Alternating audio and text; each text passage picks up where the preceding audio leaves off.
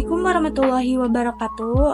Perkenalkan, nama saya Riamanda Maharani dengan nomor NIM 2401010043 dari Prodi Administrasi Publik semester 1. Di sini saya akan mempresentasikan mengenai proposal penelitian dengan judul Pengaruh Polarisasi Politik Terhadap Masyarakat. Di sini saya akan menjelaskan mengenai latar belakang. Polarisasi politik merupakan sebuah fenomena di mana masyarakat terpecah menjadi kelompok-kelompok yang memiliki pandangan politik yang sangat berbeda dan sangat berseberangan. Proses ini ditandai dengan pembelahan masyarakat ke dalam dua kubu yang sangat berlawanan, seringkali berdasarkan afiliasi politik, ideologi, atau identitas sosial. Kondisi ini tidak hanya terjadi di negara-negara tertentu, tetapi juga menjadi tren yang sangat meluas di berbagai belahan dunia. Polarisasi juga menghambat proses pembuatan kebijakan dan pembangunan karena sulit mencapai konsensus di tengah perbedaan yang tajam. Ada rumusan masalah. Rumusan masalah di sini ada 3. Yang pertama, bagaimana pengaruh polarisasi politik terjadi pada masyarakat. Yang kedua, apa saja faktor yang menyebabkan menguatnya polarisasi politik dalam masyarakat. Dan yang ketiga, bagaimana cara mengurangi polarisasi politik yang terjadi pada masyarakat. Selanjutnya ada kajian pustaka 2.1 Pengaruh polarisasi politik. Polarisasi politik terjadi apabila masyarakat terpecah menjadi dua kubu yang saling berlawanan, baik dalam penentuan, pemulihan, sudut pandang, serta ideologi dalam menentukan pilihan masyarakat, atau bisa disebut masyarakat yang beranggapan politik ini sebagai kita versus mereka. Hal ini didasari dua kubu yang memiliki fanatisme yang sangat tinggi terhadap pilihannya serta adanya perbedaan pendapat atas pilihannya. Dampak dari polarisasi politik ini sangatlah fatal. Dilihat dari makna polarisasi juga, kita bisa memahami bahwa ketika terjadi hal ini akan menimbulkan banyak permasalahan yang saling bertentang, permusuhan di antara kedua belah pihak, serta dapat terjadi kekerasan dari kelompok-kelompok yang berlawanan dengan prinsip kelompoknya tersebut. Berikut beberapa dampak yang dapat disebabkan terjadinya polarisasi politik. Pertama, ada terciptanya perpecahan. Dilihat dari segi historis pemilu di tahun 2014 sampai pemilu di tahun 2019, yang mana di awal tahun pemilu 2014 sudah terciptanya polarisasi politik hingga berkelanjut sampai ke pemilu berikutnya. Pada tahun 2019, polarisasi politik semakin berlanjut. Kenapa? Karena masyarakat Indonesia sudah terpecah menjadi dua kubu, yakni kubu pro Jokowi dan kubu pro Prabowo. Dapat kita pahami bahwa polarisasi politik itu bisa membuat perpecahan di negara Indonesia dengan kefanatikan pendukung-pendukungnya. Yang kedua, menurunnya kredibilitas masyarakat. Masyarakat yang terpolarisasi sering menyaksikan kontroversi publik mengenai pertanyaan-pertanyaan yang dapat dibuktikan secara faktual. Selama proses ini, fakta dan kebenaran moral semakin kehilangan bobotnya, karena semakin banyak orang yang menyesuaikan diri dengan pesan-pesan dari kelompok mereka sendiri. Para pemilih kehilangan kepercayaan terhadap lembaga-lembaga publik. Yang ketiga, memperkuat hubungan. Polarisasi politik juga dapat berfungsi untuk menyatukan, memperkuat, atau memobilisasi calon sekutu di tingkat elit dan massa. Hal ini juga dapat membantu memecah belah, melemahkan, atau menenangkan pesaing. Bahkan gerakan sosial yang paling terkenal pun dapat digambarkan sebagai sekelompok orang yang terlibat dalam suatu konflik dengan lawan-lawannya yang jelas dan memiliki orientasi konflik terhadap lawannya dan memiliki identitas yang sama. Tetapi polarisasi politik ini menunjukkan nilai-nilai solidaritas dari satu kubu, memperkuat kubu mereka untuk mencapai tujuannya, yaitu kemenangan. 2.2 Faktor-faktor penguat polarisasi politik. Yang pertama ada media sosial. Media sosial menjadi platform utama penyebaran informasi dan opini. Namun sifatnya yang terbuka dan mudah diakses juga menjadikan alat yang efektif untuk menyebarkan berita bohong atau hoaks, ujaran kebencian, dan polarisasi. Algoritma media sosial yang dirancang untuk memaksimalkan keterlibatan pengguna yang sering, di mana pengguna hanya terpapar informasi yang sesuai dengan pandangan mereka.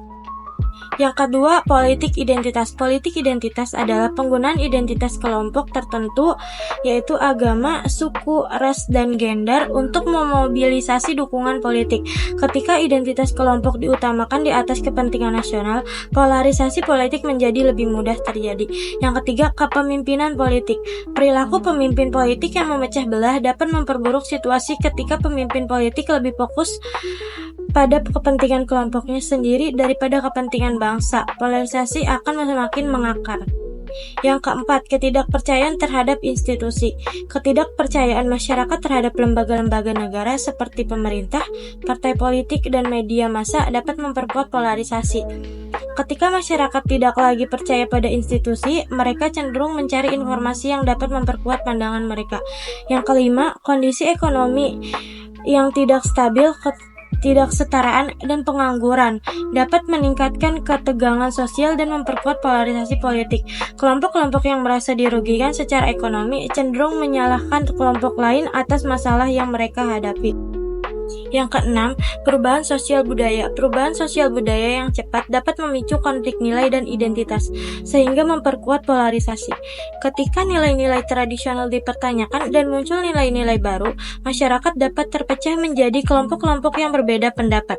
2.3 Strategi efektif untuk mengurangi polarisasi politik. Yang pertama, meningkatkan literasi media dan informasi. Salah satu penyebab polarisasi adalah penyebaran informasi yang salah dan berita yang palsu, yang seringkali memperkuat prasangka dan memisahkan masyarakat. Meningkatkan literasi media dan informasi yang sangat penting untuk membantu warga membedakan antara informasi yang akurat dan tidak, serta memahami bagaimana informasi dapat dimanipulasi. Yang kedua, dialog antar kelompok. Menginisiasi dialog antara kelompok-kelompok yang berseberangan merupakan strategi efektif dalam memecah tembok pemisah. Dialog ini harus dirancang untuk memfasilitasi pertukaran pandangan dalam lingkungan yang aman dan terbuka, memungkinkan setiap pihak untuk menyampaikan pandangan dan mendengar perspektif lain. Inisiatif seperti forum komunitas dan pertemuan lintas budaya dapat mempromosikan pemahaman dan empati antar kelompok. Yang ketiga dan yang terakhir, teknologi sebagai alat penghubung. Memanfaatkan teknologi untuk memfasilitasi dialog dan pemahaman antar kelompok dapat menjadi alat yang berharga. Platform online dan media sosial dapat digunakan untuk menyebarkan narasi positif, mempromosikan inisiatif yang mengurangi polarisasi, dan menghubungkan individu dari latar belakang yang berbeda. Namun, penting juga untuk mengatasi sisi negatif dari teknologi. Selanjutnya ada metode penelitian. 3.1 Jenis dan desain. Penelitian ini memiliki fokus pada jenis penelitian kuantitatif dengan menggunakan suatu metode penelitian yang berfokus pada pengumpulan dan analisis data numerik. Menurut Sugiono tahun 2017, penelitian kuantitatif adalah penelitian yang digunakan untuk mengetahui hubungan antar variabel yang bersifat numerik serta memprediksi hubungan antara variabel yang satu dengan yang lainnya. Desain penelitian ini menggunakan desain penelitian deskriptif kuantitatif. Menurut Creswell tahun 2014 menyatakan bahwa penelitian deskriptif kuantitatif adalah jenis penelitian yang bertujuan untuk mendeskripsikan karakteristik suatu fenomena atau kondisi tertentu secara objektif dan sistematis melalui data numerik. 3.2 Populasi dan sampel. Populasi merupakan metode penelitian yang merujuk pada seluruh elemen, objek, atau individu yang memiliki karakteristik tertentu yang relevan dengan topik atau masalah yang sedang diteliti. Populasi ini mencangkup keseluruhan subjek yang menjadi fokus penelitian dan dapat bersifat luas atau terbatas. Sampel dalam penelitian ini diartikan sebagai bagian dari populasi yang menjadi sumber data yang sebenarnya dalam suatu penelitian untuk mewakili seluruh populasi penelitian. Berdasarkan sampel pada penelitian ini menunjukkan bahwa terdapat pengaruh polarisasi politik terhadap masyarakat yang memiliki 6 faktor penguat dalam proses terjadinya polarisasi politik dan pengaruhnya pada masyarakat. 3.3 Teknik pengumpulan data. Teknik pengumpulan data merupakan cara yang digunakan untuk memperoleh informasi atau data yang diperlukan dalam penelitian yang dilakukan. Adapun berikut teknik pengumpulan data yang pada penelitian yang dilakukan untuk menunjukkan seperti apa ketertarikan pada pengaruh polarisasi politik di masyarakat. Kesatu ada penyebaran kuesioner. Teknik pengumpulan data pada penelitian ini menggunakan serangkaian pertanyaan tertulis yang diberikan kepada responden untuk dijawab. Kuesioner sering digunakan dalam penelitian kuantitatif untuk mengumpulkan data numerik yang bisa dianalisis secara statik.